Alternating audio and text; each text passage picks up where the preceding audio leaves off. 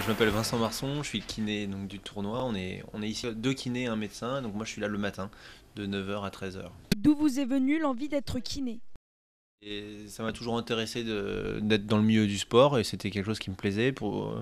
La récupération aussi m'a toujours intéressé et puis c'est un métier qui est assez plaisant parce qu'on est avec des publics très différents et c'est ça qui est intéressant. Est-ce la première fois que vous participez à ce tournoi? Donc là c'est la deuxième fois que je participe en tant que kiné. Voilà, j'avais déjà participé quand j'étais étudiant, je m'occupais un peu de l'entretien des terrains notamment. Quel est votre rôle durant ce tournoi?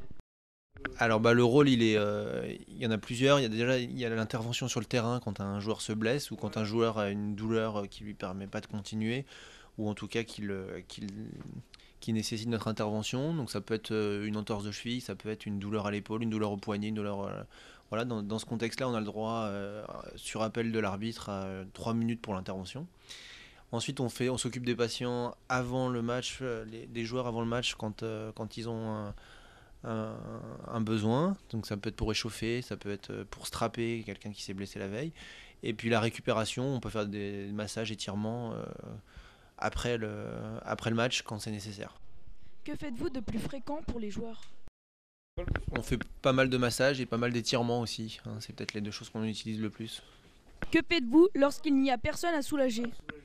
Quand il n'y a personne, je regarde les matchs parce que ça m'intéresse. Est-ce votre seul métier? Le métier, ouais. Moi je travaille en fait à l'hôpital et puis en cabinet. Et voilà, et puis une semaine par an, je viens ici.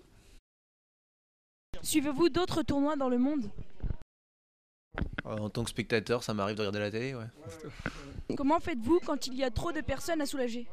Patienter, et puis on prend les plus urgents en premier. S'il y a un blessé, on va sur le terrain, ou s'il y a un blessé abandonne et vient nous voir, on va le prendre en priorité. Et puis sinon, on les fait patienter dans l'ordre d'arrivée. Vous occupez-vous de pros? Non, non, non. Voilà, merci pour cette interview. Au revoir.